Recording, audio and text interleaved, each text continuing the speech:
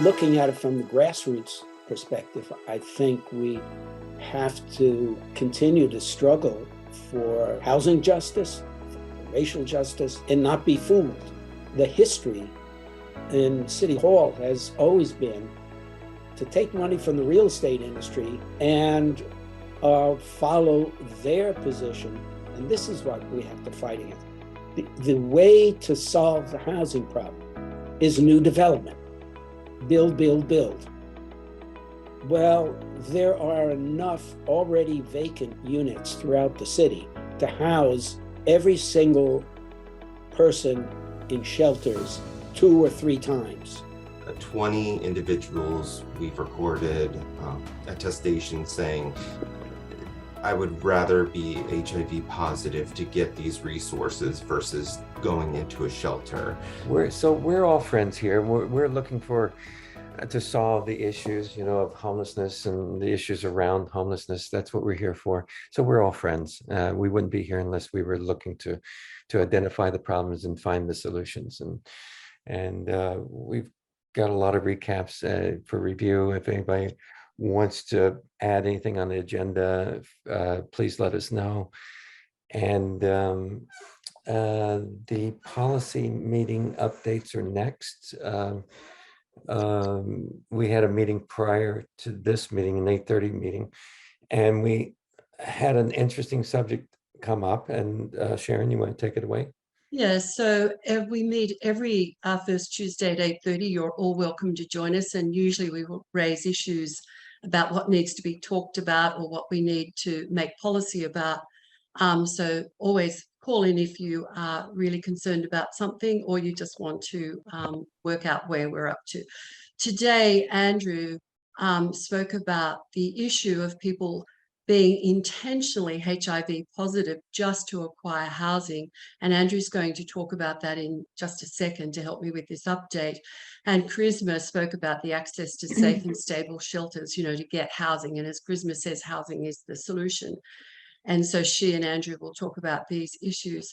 And Rue will quickly talk to us about the casino issue at the Hudson Yards, and hopefully that topic will be on an agenda a little bit later. So over to you, Andrew and Charisma. Good morning. Andrew Bonfrancesco again, Positive Health Project Housing Works. So this has been a chronic documented issue over the years since I began in 2020. But the access for HIV-negative individuals who are currently seeking housing or homeless continue to be a challenge in New York City. I'll just give you the rough number. So 20 individuals we've recorded attestations saying, I would rather be HIV positive to get these resources versus going into a shelter. And these are individuals who are exposed to sexual abuse in trading and prostitution.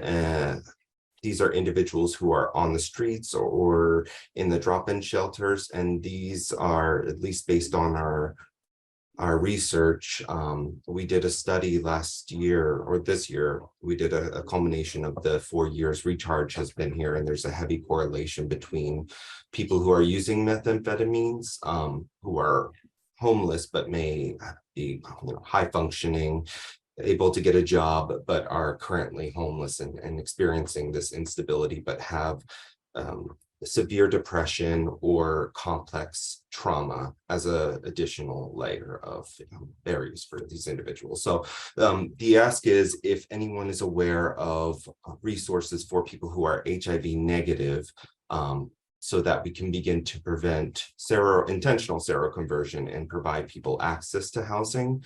And if so, I would love to connect with them for this resource. I was gonna add that my son had got caught up in the system like that because they wouldn't let him come into the shelter system with me. He had to go into separate shelter, and he went into a program, Bridges Access to Care, to retrieve mental health issues. He's telling them that he was telling them that he had mental health issues in order to retrieve housing.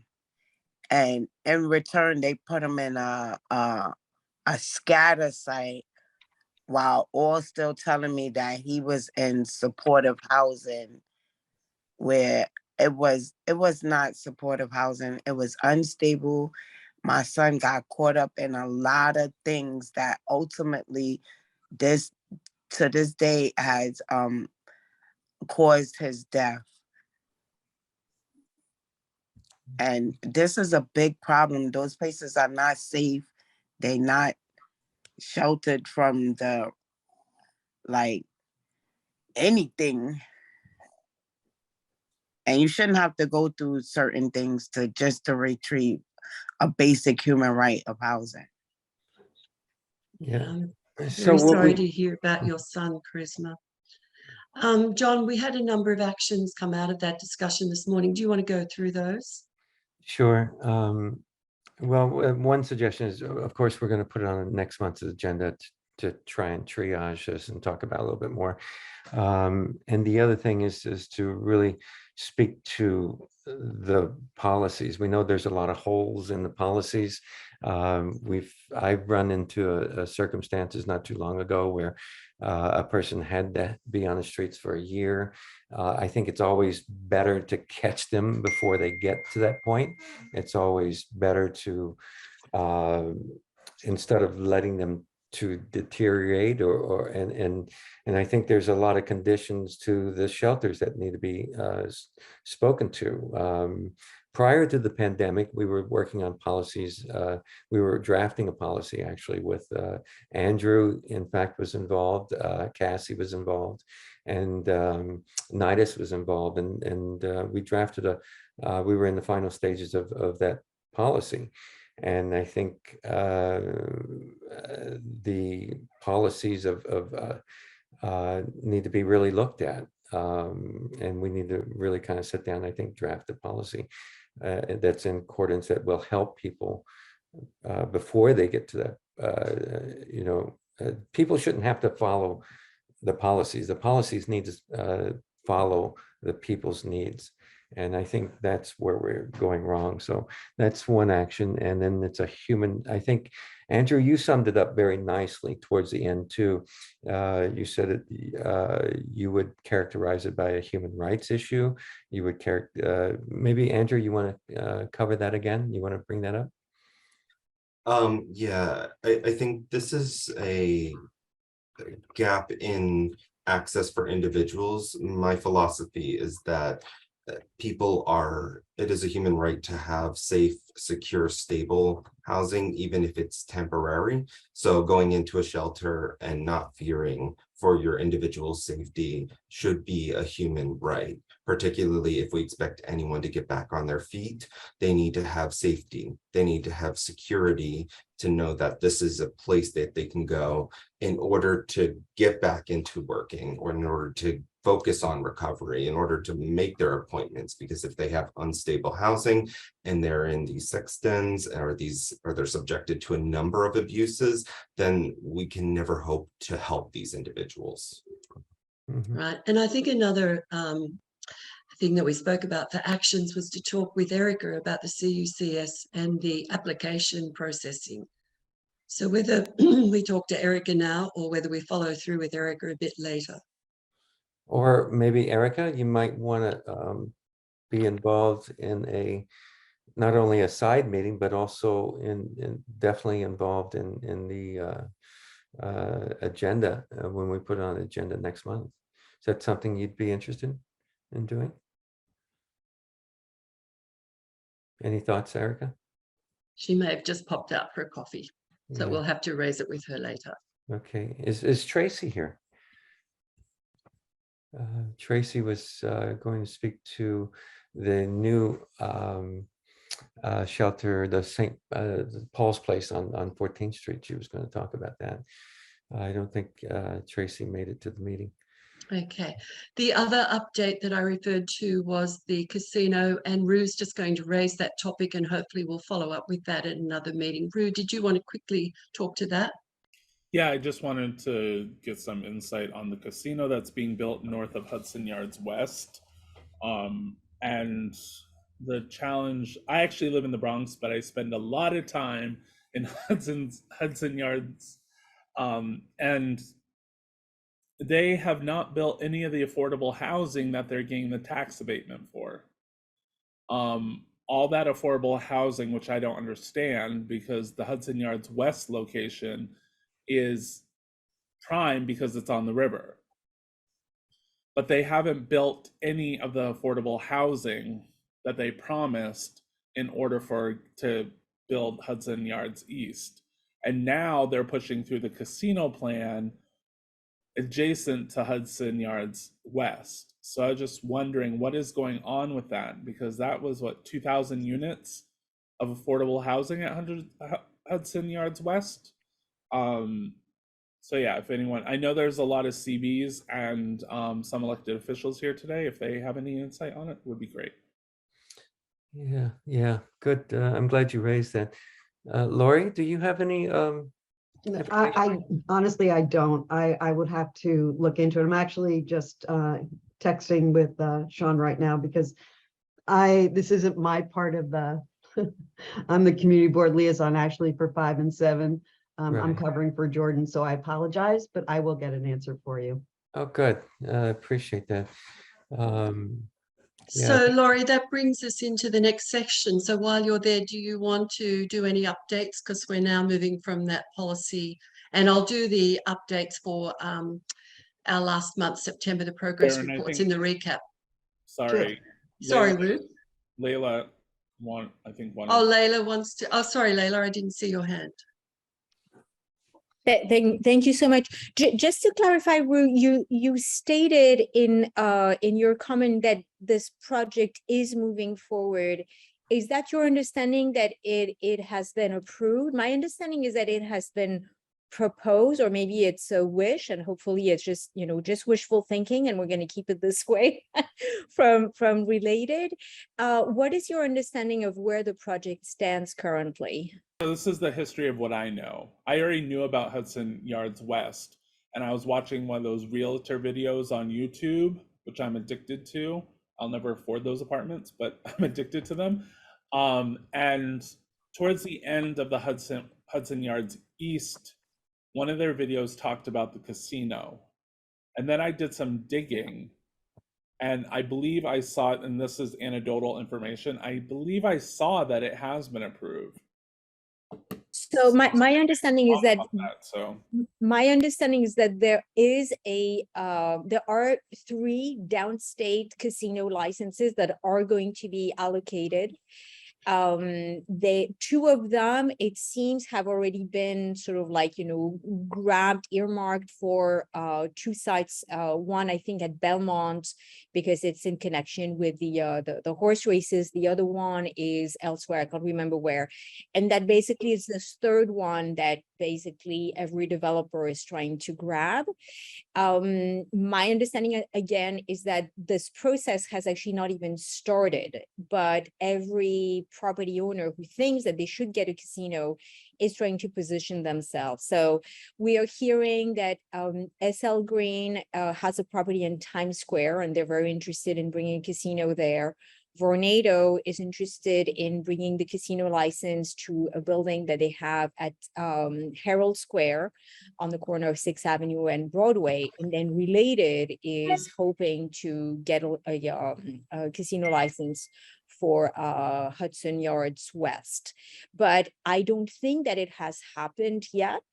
And I think that it is a great opportunity for us to actually, mobilize and get involved, because, I will certainly state my opinion. I really don't think that it is a wise idea to bring a casino license in Manhattan. I think that, they may have some value elsewhere. I don't know. I'm not going to debate that, but certainly in, Manhattan, the core business district, it's absurd. It is beyond absurd. That's not what we need. We need affordable housing. And if this casino license were to be approved at Hudson Yards, it means that it would indeed compete with the affordable housing that was actually a promise made, way back in 2007 when when the whole area was rezoned.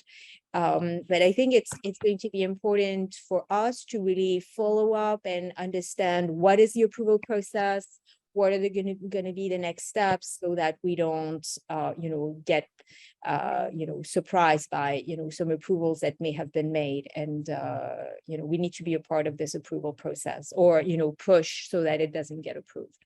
I mean, I think the bigger question I have here is what's up with those 80-20 developments?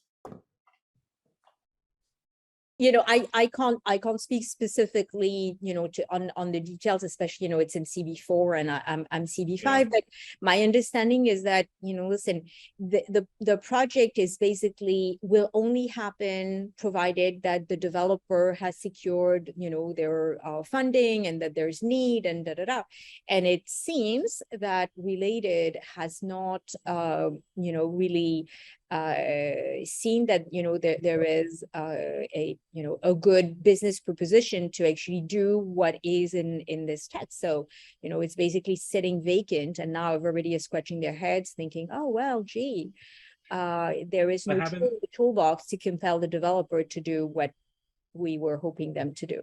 Haven't they already received the tax abatements for the East Yard?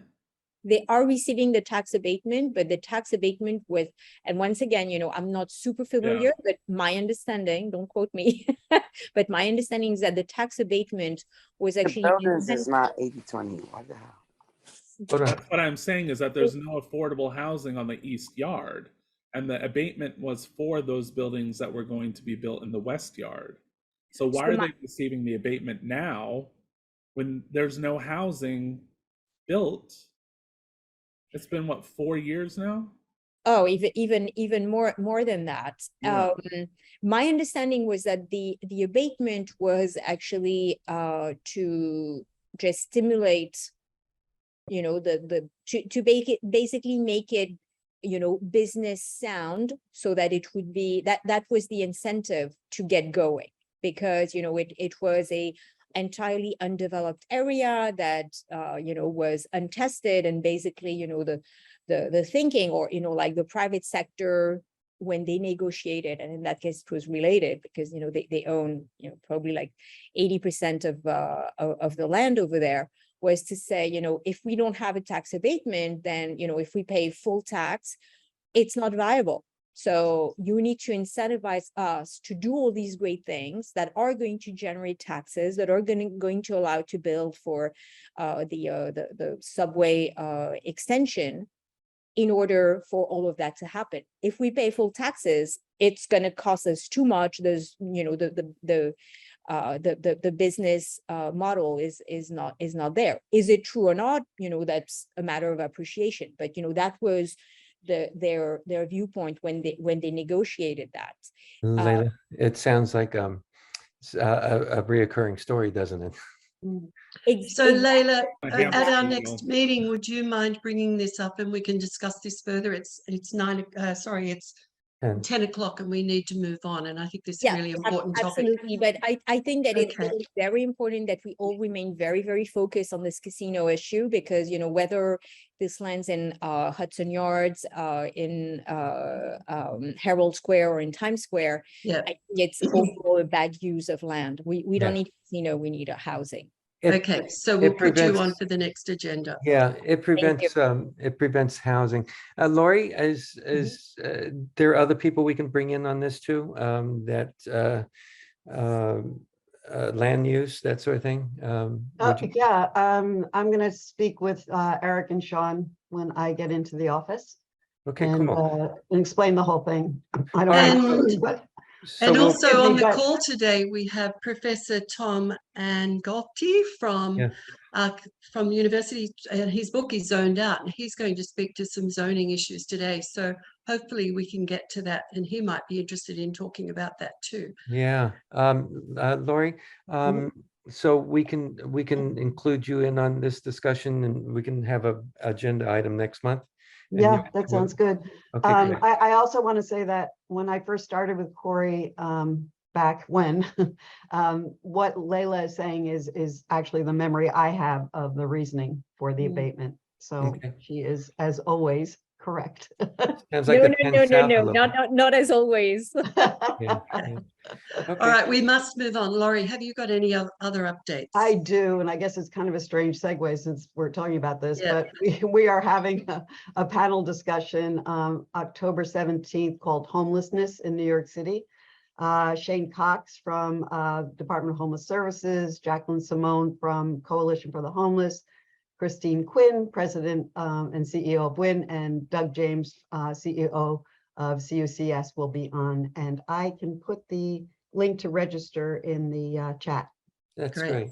Thank you, And Laurie. you saw the flyer in our invite, this last invite, so it's there as well. Great, thank you. 6:30. Right.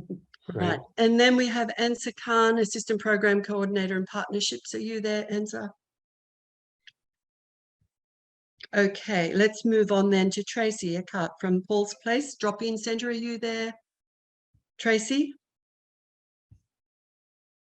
No. Shana, are you there?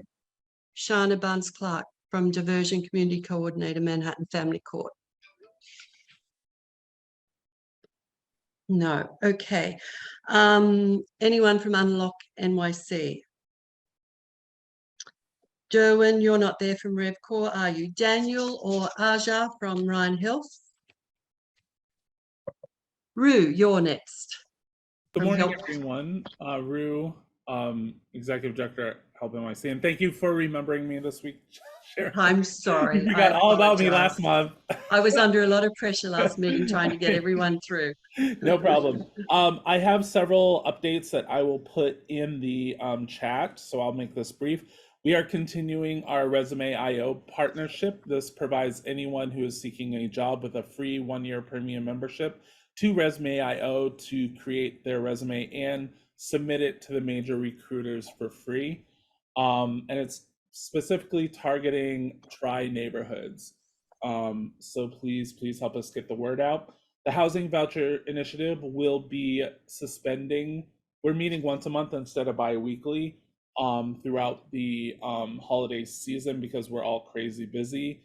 But we will be issuing the realtors, landlords, and brokers list in early spring of 2023. We're currently verifying and connecting with those realtors so we can get the information to voucher holders. Our monkeypox public health response is still happening. We are now listing walk-in clinics, so you don't have to use the scheduler, which is very difficult for those who are on mobile telephones to get their monkeypox vaccination. And we just launched last week our Holiday Meals and More campaign. For those who know HelpNYC, we put a lot of effort behind this to connect to New Yorkers in need for Thanksgiving, Hanukkah, Christmas, Kwanzaa, and the New Year's. So this listing campaign will list any events associated with holidays or just general secular holiday celebrations put on by anyone in the community. And these listings are open to organizations and groups and electeds, anyone who is non-traditionally eligible to list with us, because we only list low barrier programs. I'll put this information and more in the chat. Thank you for letting me. Thank you, Rue. Developments. Terrific. And Bennett from Open Hearts. Okay, can you hear me? Yes. Okay. Yeah, and I'll say since Tracy wasn't here, we've also been following the opening of Paul's Place.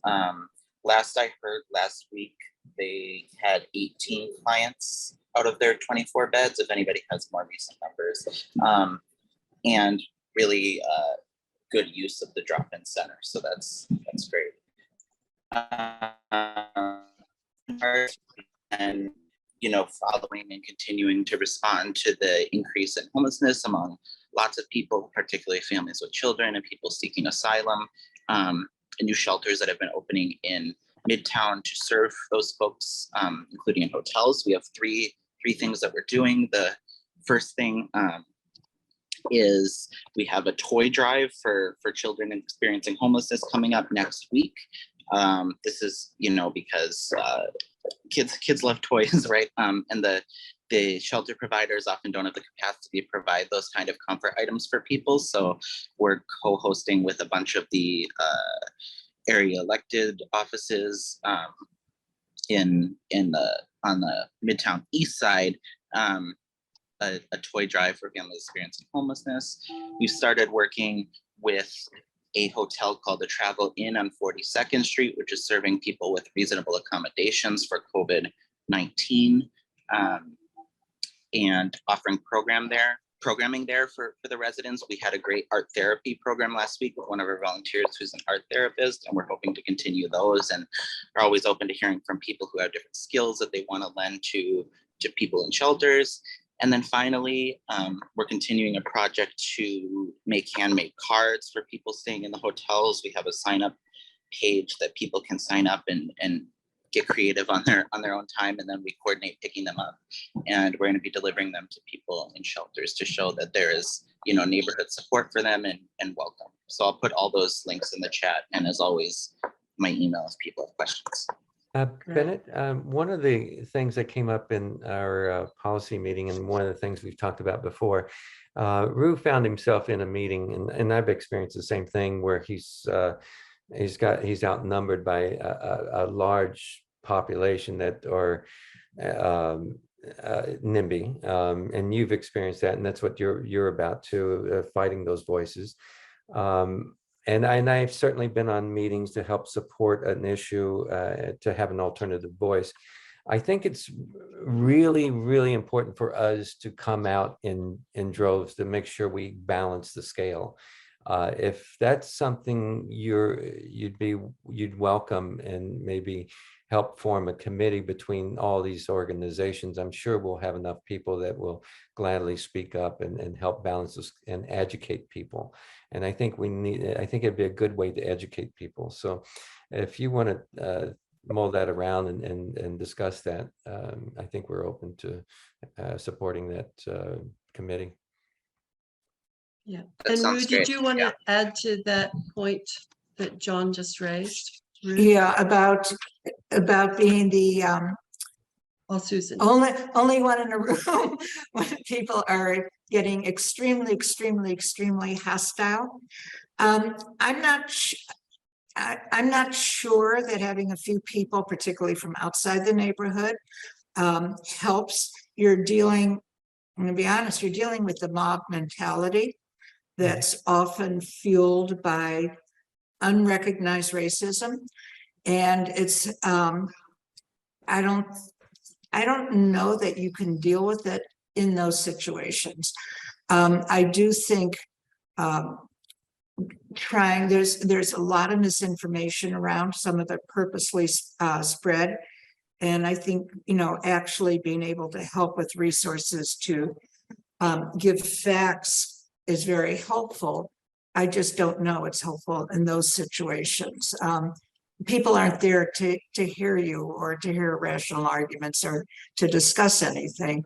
They're there to be a mob. And it's very horrible. It's just really, really horrible. Yeah. So yeah, this is another discussion. I think a committee's in order. I think depending on where it's located, what the subject is, and then facts, like you said, I think there's, yeah. I think it'd be good to go ahead. Yeah, sorry, I just wanted to follow up to this in particular project. We're talking about the Just Home project at Jacoby, which Open Hearts, thank you, Bennett, for being here, is really leading the anti-NIMBYism up in Morse Park in Indian Village. What was critical to the success of me testifying was that about 3/4 of the mob left, so there was about 200 people left in the auditorium. 2, I did not say I was for or against the project. I was there to share my experience being a person who has successfully lived in supported housing for 12 years and also going to be transitioning out of supported housing soon.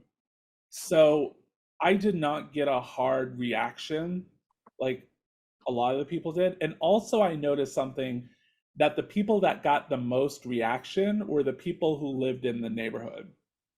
This was a very unique situation. I've never seen a community board do this, where they had this special hearing specifically for the people against it. And this development is going to go through, I think, regardless. It is going to take a major shift in the city council, and the only power they have is to pull funding from Jacoby for this development.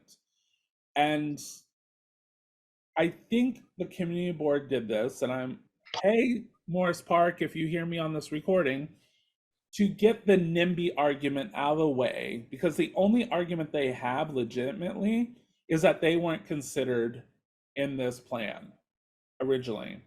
And this hearing was specifically to address the NIMBYism in the court, in the thing.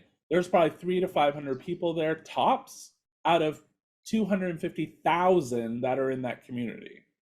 So overall, and a thing I kept on thinking when I was there is that the people who support this project don't go about it this way.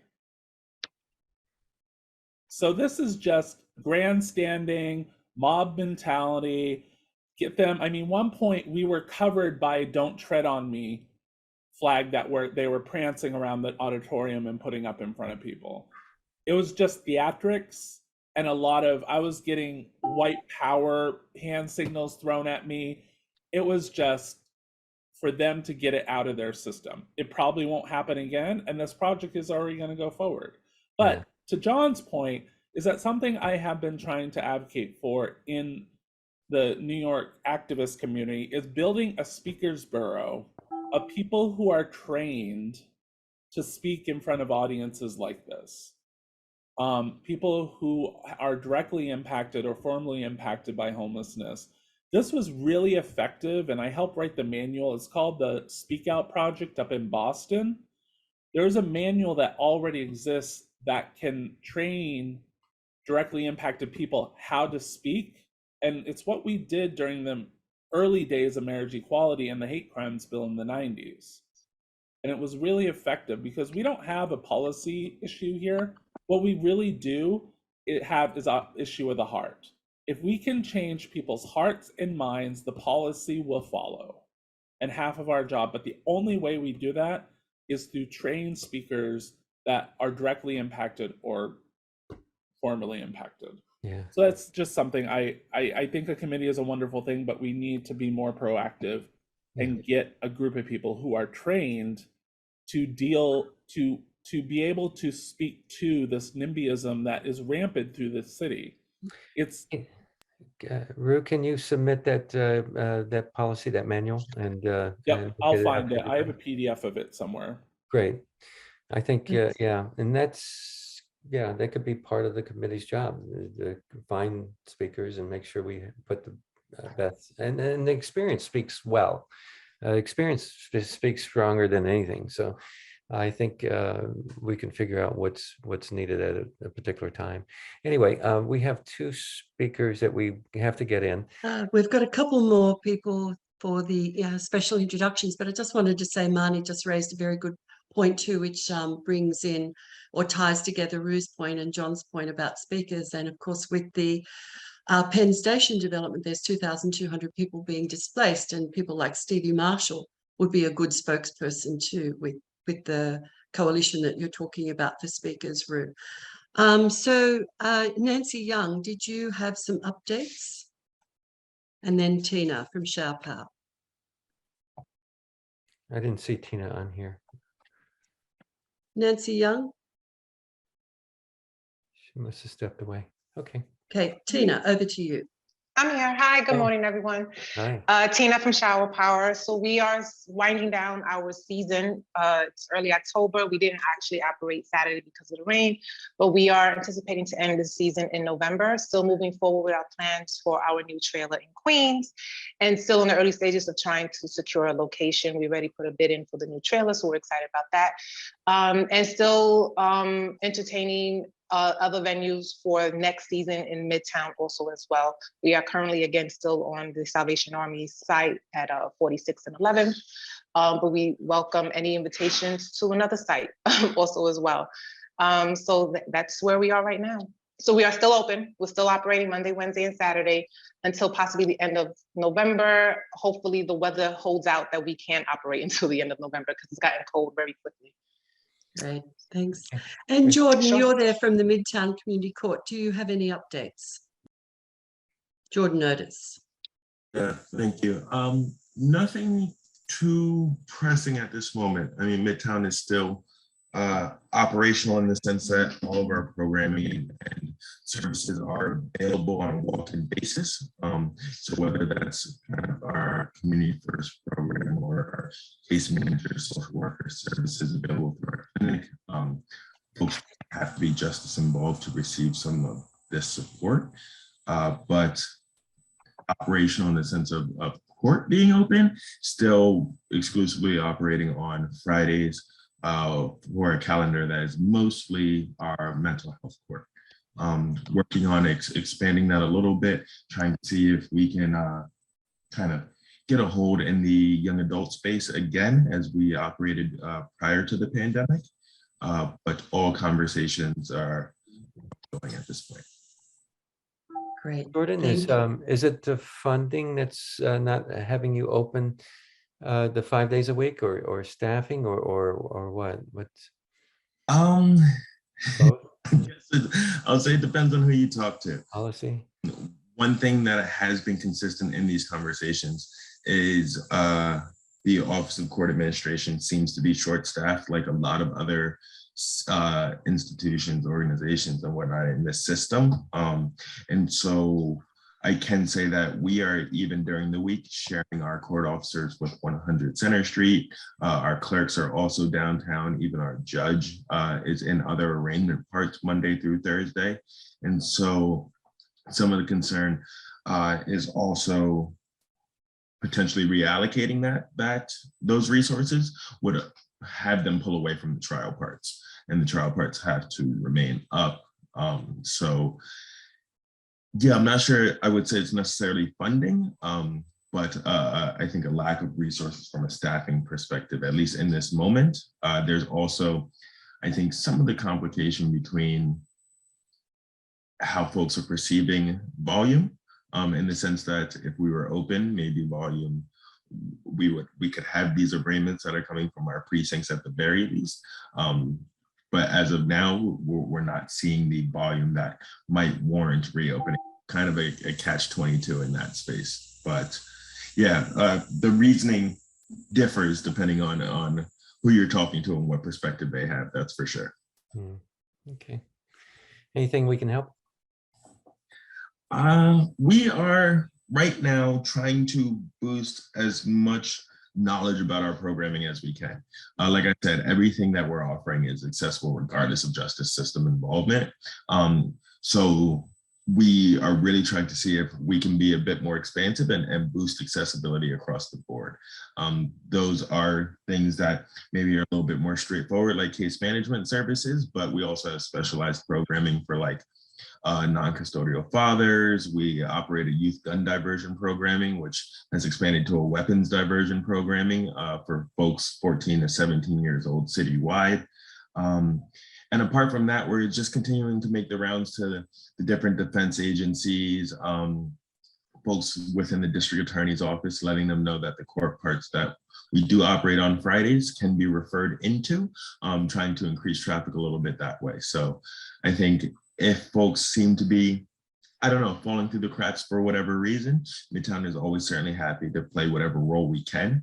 And so letting folks know that even though the court isn't open in the sense that court isn't operational Monday through Friday, all of our services are still there, even if that is kind of being a directing or reorienting kind of support for our community members. Okay. Any flyers and stuff, we're glad to post, and anytime you want to come and talk about this. That sounds great. Thank you. And they have a great farm in the backyard too. Yeah. Thank you, Jordan. And we'll update the committee about our festival towards the end, which was very successful. So we have Professor Tom Angotti. He wrote the book called Zoned Out, and he's going to speak about rezonings and gentrification and displacement. So over to you, Professor. And thank you for joining us. All right, thanks for inviting me.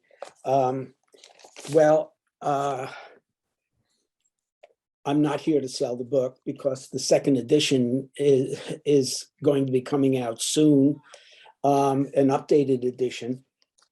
The book was written in response to the zoning blitz that Mayor Michael Bloomberg initiated, where he rezoned about 40% of the land area in the city. And then it was followed by Bill de Blasio's 15 rezonings. But de Blasio centered a lot of his rezonings in the outer boroughs and targeted communities of color. And that triggered this critique, because those communities were fighting against the rezonings. And the rezonings were actually billed as the key to bringing affordable housing to these neighborhoods.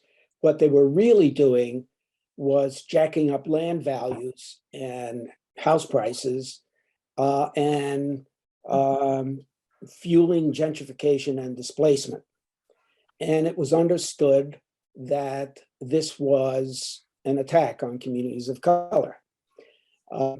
So we did in the book an analysis that tried to look in a complex way at the whole question of NIMBYs, YIMBYs, and racial exclusion and the zoning resolution.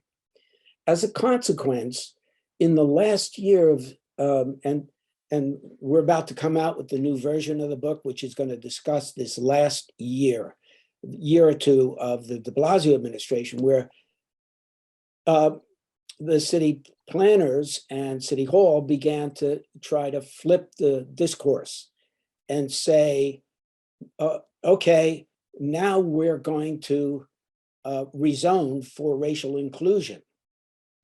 And we're going to target neighborhoods that don't have much affordable housing at all to bring affordable housing in. So one of the neighborhoods they targeted was Soho NoHo. And it is certainly true that there are lots of NIMBYs who didn't want rezoning, don't want development, want to keep people out, and a certain proportion who are motivated by racial blindness or racial animus. But this is a very delicate thing that's happening. The city planning has actually started a new way of analyzing for their rezonings. They draw the boundaries in such a way that they claim that they're rezoning white, rich communities. And it's certainly true that Soho NoHo is relatively higher income and disproportionately white. But if you draw the boundaries in such a way that you exclude the surrounding neighborhoods, which is just rich with public housing and many low-income co-ops, market rate rental housing with large numbers of people of color, then you don't really have to be honest about the racial dynamics involved. They did the same thing in Gowanus in Brooklyn, which was one of the last rezonings of the de Blasio administration. They drew the boundaries in such a way that they expanded the historic neighborhood of Gowanus, which has been low income and has a sizable community of color, although it's mostly white. They drew it in such a way that they could say it was a majority white neighborhood by including large numbers of blocks from Park Slope, which is mostly white. And so then they also introduced the newly legislated racial impact study that will go along with rezonings. And that didn't even look at the drawing of the boundaries, didn't even look carefully at what's happening. Gowanus is being subject to major new real estate development, and it's not producing affordable housing, it's producing market rate housing.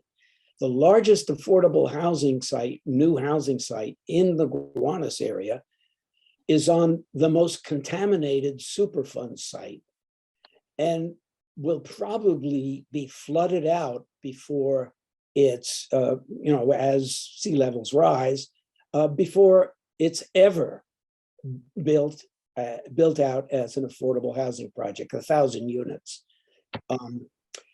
So the final point I wanted to make is that this has introduced a new discourse in city planning and in City Hall, which is the attack on NIMBYism. And sort of flipping the critique that that zoning doesn't matter, that zoning is race neutral.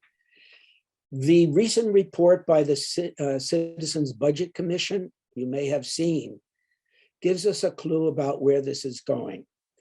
It's their recommendations for change are to reduce the role of community boards in uniform land use review procedures, in reviews, and to fast track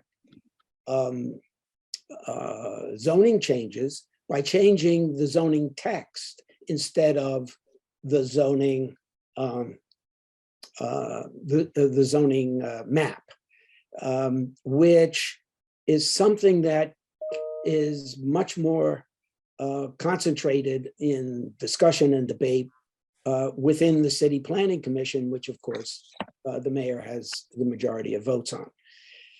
So the Citizens Budget Commission significantly, and I'll sort of end with this because this is the alarm bell, is to reduce the role of community boards. And this is not to say that community boards are perfect, that there aren't problems within community boards, and that race doesn't enter into community board issues, but it's leaving out the community, because in the land use review process, the major entry point for communities is the community board. And to reduce the role of community boards is a grave violation of the New York City Charter. And but this is forthcoming. The Mayor Adams has endorsed the Citizens Budget Committee recommendations. I'd suggest everybody take a close look at them because they're going far beyond the budget, and they're going into the capacity and the ability of people in neighborhoods on both sides, whether YIMBY or NIMBY, to weigh in on important decisions about the future of their neighborhoods. Professor Thomas, I didn't understand, or can you clarify what you meant by one of the recommendations? It was the second one you referred to, called fast tracking the zoning changes by changing the zoning text and not the map. What did you mean, or can you give me an example of what that looks like? Changing zoning text has been typically something that only the city planning department and its attorneys and the small pocket of land use attorneys who advise the real estate industry understand and get engaged in. How many times have you seen, and also changing the text can be have citywide implications. So the local community board activists say, oh, well, that's citywide, it doesn't concern my neighborhood. So it actually reduces the potential for communities to weigh in on significant changes that are going to affect everybody. And that's the problem. It's a way around community and community boards. instead of strengthening the role of communities and community boards so that they have a substantial voice. This is going to reduce them, and I think that's where the mayor's office is going. Yeah, he's definitely, it's all towards development's interests. We know that. I wonder, what are the community board's reactions? Are they, Susan, you're here still? Sure. And when we're talking about the NoHo Soho, it's like across the street from my community board. Right. So it's just so complex. And, on one hand, working for a community board and having a big mouth, I certainly don't want to lessen power of community boards. On the other hand, in a situation like NoHo Soho, and I have a lot of friends in CB2, they are totally NIMBY and they are totally against this, and they don't even know what a night shift development looks like. So when it's a small area of town. So if you say there's low income housing or people of color near there, in essence, it's true, but in practice, it's not, because they're totally different communities, totally different community boards. So yes, we want to empower communities. Yes, we want to empower community boards. Many community boards, like the one involved in Soho, NoHo, have proven, also with shelters, as some people on this call are very well aware. They do practice NIMBYism, and because they do have more power, because they are richer and whiter, they have stopped a shelter, an amazing drop-in safe haven combination that was within weeks of opening, and because of their NIMBYism was able to stop that. So I just think it's a lot more complex when you live in this situation than it seems. But I do agree, it's kind of ironic. When Bloomberg was mayor, everyone was afraid he was going to ruin community boards, and he actually gave us incredible respect. And now I agree, there's an attempt from the last 8 years, and now continuing now, to decrease the power of both communities and community boards. Susan, have you talked about this amongst all the other community boards, this particular issue? It's very difficult. Yes, so we meet once a month, with the borough presidents, our borough service cabinet, and we all give our reports, and people give reports about how they're stopping this, they're stopping this, they're stopping this, and I kind of say, send it over to us. And boards are not totally uniform on this, but it's difficult. These are my fellow community boards. I'm very, very clear and very loud in how my community board feels, but it's not productive for me to be telling them how they should be. Now in community board 2, the NoHo area one, the chair of the social services we were in constant contact about what she was facing, but I think she was one of 3 votes in the whole community board to welcome in the Housing Works facility. So, you try to support where you can, but it's difficult. There are 2 boards in Manhattan, CB3 and CB11, that feel like we're kind of in the same situations. And certainly both getting gentrified. Mine is getting gentrified even more. Yeah, so we talk about it. Have we found any resolution? No. I don't know what to do other than to very clearly present other viewpoints. Yeah. Okay. Marty, you have? Okay. Yes. Like one of the things that, and maybe the professor could talk about this, one of the reasons I think that, especially the people in Soho, NoHo, is the rezoning in Soho would actually demolish existing rent stabilized units and low income units in the outskirts of the outskirts of Chinatown. So I think I remember listening to that hearing on Zoom, and many people, low income Chinese people, were very worried that their buildings that they live in were going to be demolished because a developer actually can demolish, in those circumstances. So that's actually what I heard. And I'm wondering if the professor can talk about that. And then my second question to the professor is really about, that the mayor is getting rid of member deference. So the council member cannot actually have final approval of a development project.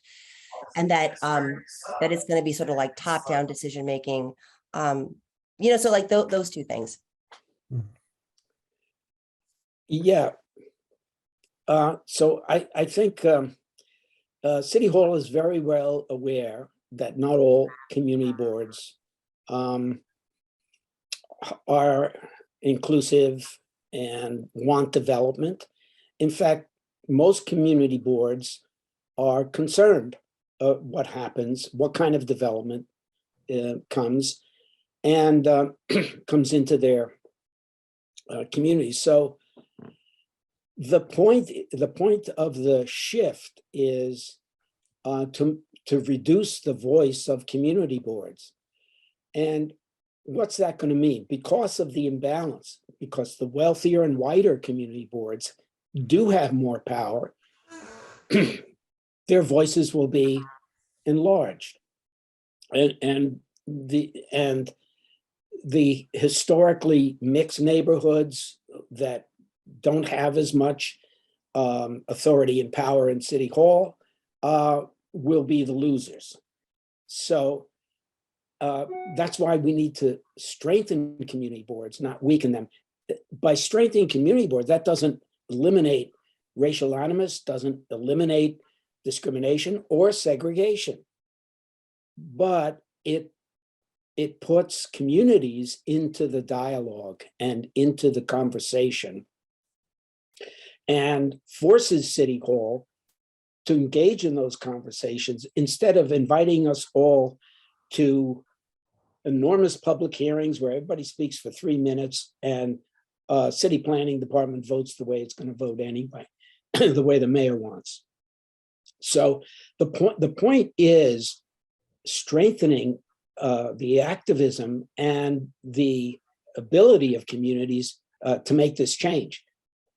By strengthening it, that's not going to solve the deep multi-century racial or class problems in the city, but there's a much better chance that they're going to be addressed in a way that changes people's lives.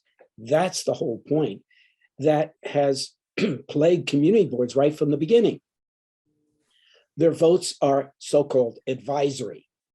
Why is that? Why are their votes advisory only? And the mayor gets to appoint the majority of city planning commissioners. So the mayor's vote has much more weight than any of the individual community boards or all the community boards together.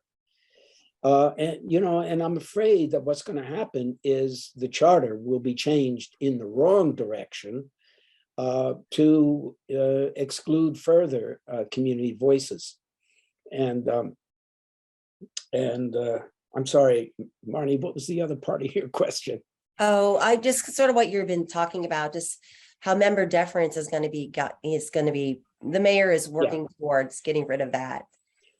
Yeah. And I don't know why the council members aren't going crazy about this. I mean, this completely eradicates any power that any council member has.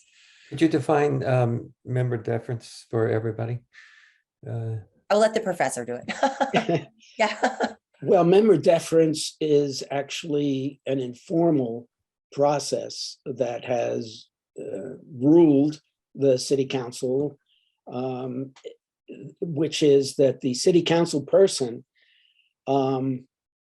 in which the rezoning takes place or the ULURP action takes place will determine the vote of the whole city council. That the other city council people will vote with that city council person.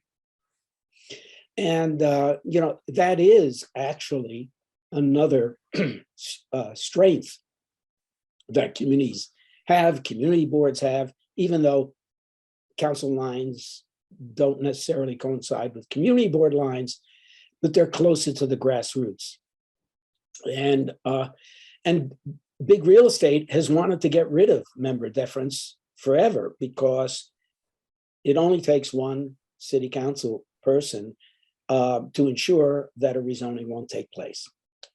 And it shouldn't just take the one city council person, but that's the way the system is set up so that there isn't a real dialogue, discussion, and debate within city council or within the city planning commission, which is controlled by the mayor.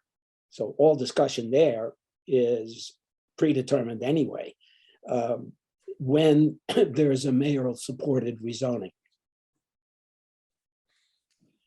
I was just going to make one quick comment. I mean, I don't know why any member like of the community boards, they should be screaming about this. Cause like they're going to be like, it's like nothing. They have like no power, no nothing. And the mayor can do whatever the hell he wants, and you just can sit on by and like, twiddle your thumbs. I don't know. Every community board member should be screaming about this. They're whittling away any power whatsoever. The developers, we know the developers have such a hold on this city. And then if you boil it down to the mayor, you're boiling it down to the developers. That's quite clear. Thank you, Professor. This was really very helpful. Any other questions? Tom, did we conclude that? We conclude that answer, right? Yeah. Anybody else have questions for Tom? I would like to throw something into the conversation. I'm Philip Malbranch. I'm a Consumer Advisory Board member at Care for the Homeless, and I serve on the board of directors at Care for the Homeless. I've had a long-term experience of homelessness. And I've had that experience without any psych history, without any drug history, and so forth. So I've been studying my situation with my background in sociology. I also went to a Presbyterian college, so I have come to understand my situation theologically. And I appreciate the professor's remarks because I also look on population displacement from that perspective. Gentrification, to me, is related to the major population displacements in other countries, for instance, like in Turkey, where there was major rearrangement of whole populations. And I think ultimately that's what's happening here in a different cultural context. There are passages in the Bible that talk about the scattering of populations, and I think that's what we're looking at. I think this is major. I think this is like a Nazi activity even on U.S. territory. That it's not a minor thing that whole neighborhoods are being displaced.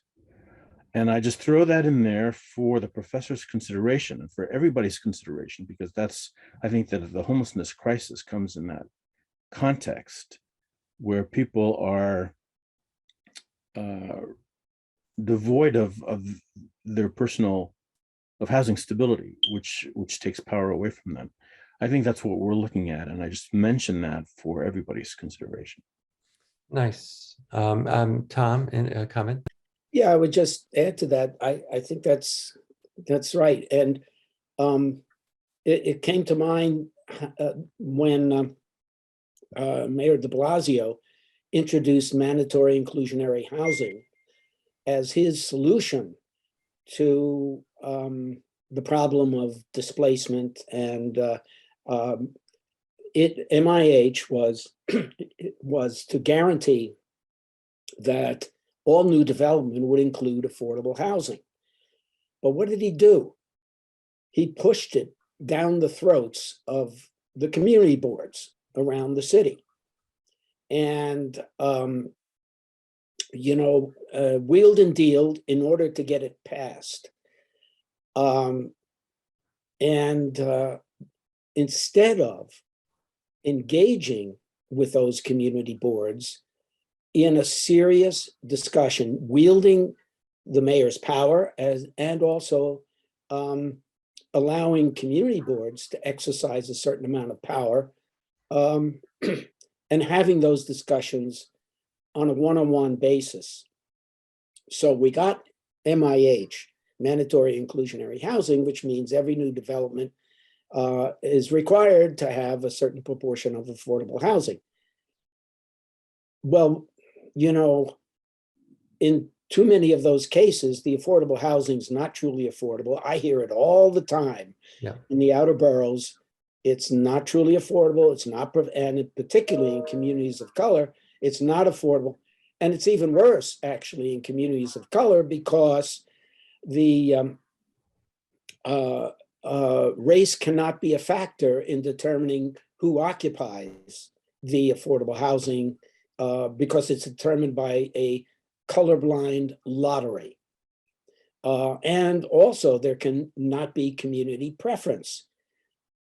In other words, this new affordable housing is going to continue to break up communities, historic communities, and cynically use a racial argument, a racial justice argument, to achieve the opposite. Yeah, they're pretty clever about co-opting terms and then the affordable use, using that as a teaser. And yeah, this is quite a discussion. I really enjoyed having you. Where do we go from here? You've talked about something really important here. And you said that very well too, by the way. Does anybody else have any last questions or anything? Because we want to get to an action maybe. So what, Tom, if besides getting this out, having a discussion, maybe another forum, even talking about and getting the community boards involved, where does it, and this is for everybody, where do we go from here with this information? Well, I think from looking at it from a citywide perspective, it's really too complicated to have a single answer. But looking at it from the grassroots perspective, I think we have to continue to struggle for housing justice, for racial justice, and not be fooled, because the history in City Hall has always been to take money from the real estate industry and follow their position. And this is what we have to fight against. The way to solve the housing problem, the way to solve the people without housing, problem of people without housing, is new development. Build, build, build. Well, there are enough already vacant units throughout the city to house every single person in shelters 2 or 3 times already.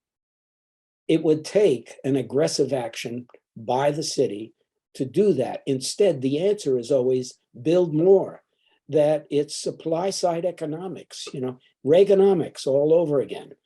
The only way to solve the problem is to build more. Well, you build more, and even if it's affordable housing, it's not affordable. Right. So people have to push back, I think, constantly against these phony arguments that increasing housing supply is going to solve it. We've been doing that for a century. Okay, Tom, on that point, okay. That's a good question you raised, because I've heard somebody else say that, and I kind of already argued against it. I'll tell you why. All right, so we know that there's spaces out there, but people control those spaces. We know that the housing for, I mean, nobody under, well, the median wage earner is about $58,000. You got your police coming out of police force, you got your VAs, you got your civil servant workers. They can't afford to live here. Nobody can grow their wealth. Nobody can, you know, we need housing for $30,000 income earners, 50,000, even lower. That's what we're lacking. I mean, we got 988,000 rent stabilized and rent controlled. I guarantee you half of those people are under, I'll bet my life on it. Half of those people are under threat of losing their housing. The landlords want to push them out. And I bet more, but I think more. But when it comes to my life, I'll do half. But there's, and then there's the people that are sleeping in hospital bed, you know, in hospitals and so on. We have an enormous crisis here, and we couldn't even get the hotels adapted to housing. Would have been the quickest way to housing. We've got a serious problem with warehousing, which we weren't able to really kind of get into.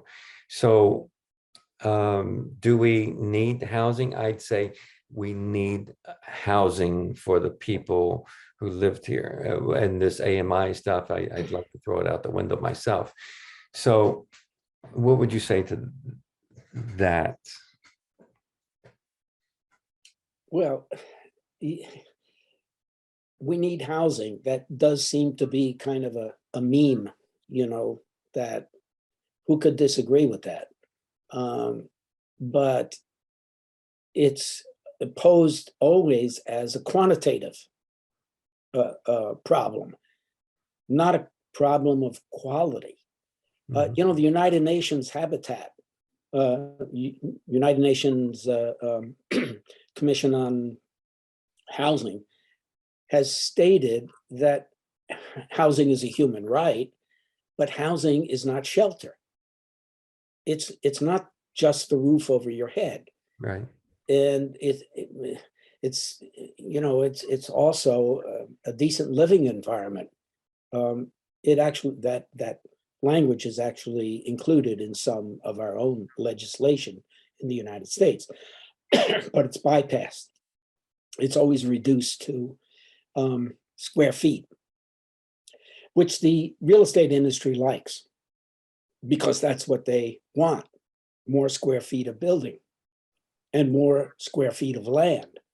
And what the results are is irrelevant. So I think it's a change in mentality that has to transfer into action, so that when we're confronted with these solutions that are always, you know, more square feet, hold on, let's talk about where it's going to be, what the quality is.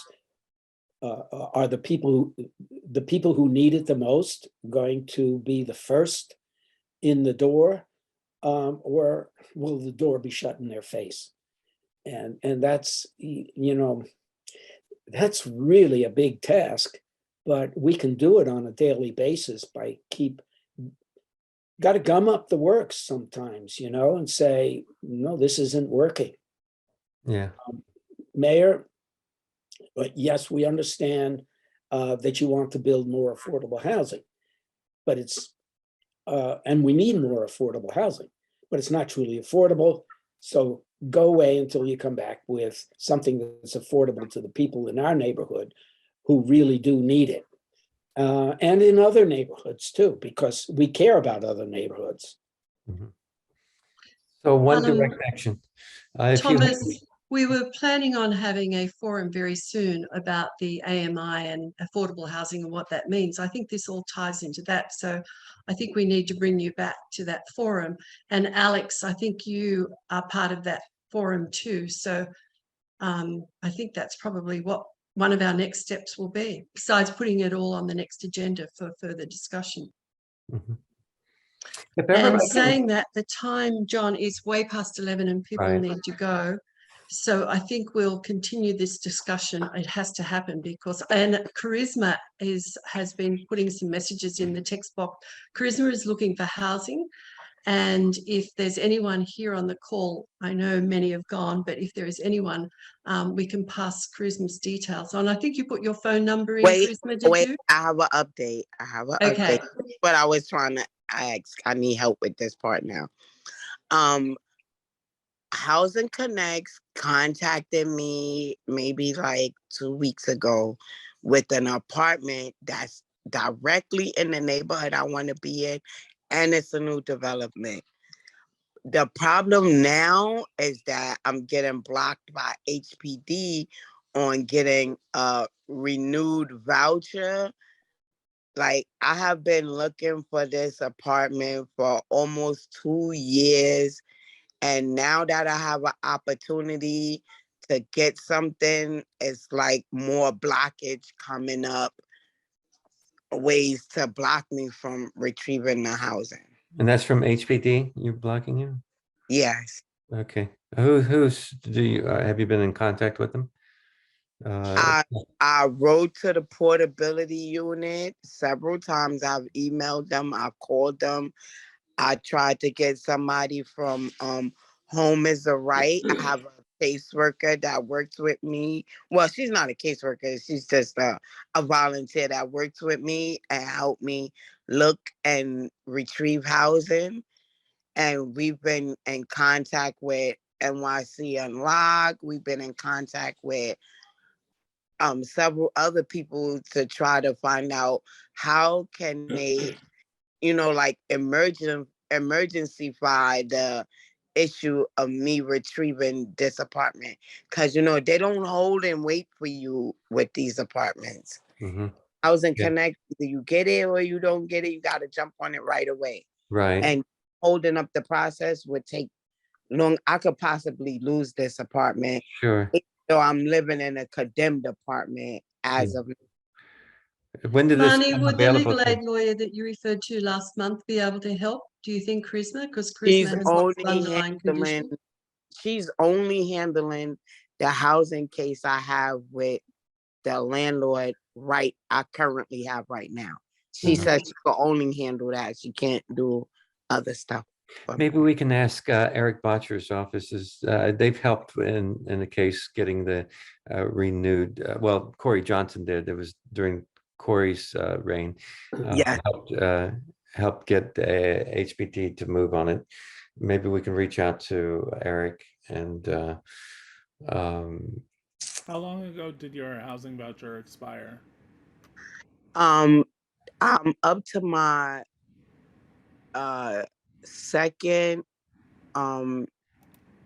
renewal. When I first retrieved it, it was in 2020.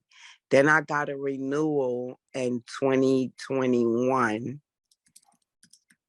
And it only lasted to March 2022.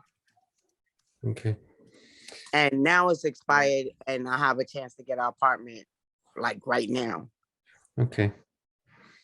Rue, you want to, maybe we get a letter to HPD and also to Eric? Well, if it's already being renewed, you can go ahead and move forward with but if it expired in March, you may have to redo it all over again because there's only that's what I'm saying. But you don't have to do it all over again. What they do is give you a new voucher with a new dates on it. It's not that complicated for the system. I've done it several times. It's just that they block it. When did you apply for the renewal? 2 weeks ago. Okay, it's gonna have to be redone because you were outside the 30-day window. That's why it's taking so long this time. Voucher's only good for 120 days. And then you only have 30 days to renew it. And then outside of that 30-day window, you have to redo the City FEPS voucher. Yeah, but in the whole time that I was looking for an apartment, I made sure that I kept in touch with them through Commission on Human Rights, saying that it's taken us a very long time to retrieve housing for this person. Can you bear with us? Like the Commission on Human Rights have strong contact with them because of me. Yeah. Okay. So John, we're going to reach out to Eric. Is that what you're saying? And would Laurie be able to help us, Laurie? Laurie's not here. She's No, not. I'm here. Oh, you. Oh. Sorry, Yeah, Laurie. I thought I saw again, you. Yeah, I'll talk to Eric about it. I mean, certainly reach out. I don't know what status it is in our office. But I also have to run. I have another meeting. So Okay. thank So you. Laurie, we'll send you an email today. I've got it to do now, and we'll see what we can do with you and Eric. Okay, thank you. Okay, great. Thank you. And one announcement before we conclude. There's a Friday show that if I'm going to put in an evite, if you have some constituents that you can either, for the ones that can afford to play, feel free to pay. And if you have constituents that want to bring to the show that are low income or so forth, feel free to use the invite, Eventbrite invite. Yeah. And I'm going to put that in. Yeah, and so what the Eventbrite will do will give us a list of names, which we'll give to the box office on Friday night, and then you'll be given a ticket. But we do need you to list on Eventbrite. So let people know, your clients know. We'd love to have people living in shelters and people who don't have access to cultural experiences to come. So that would be good. We had some other updates about the urban farms and the festival, but we'll carry those over till next month. And I'm so sorry we went over, but thank you all very much. And our two speakers have gone, but we'll see you next month. Thank you.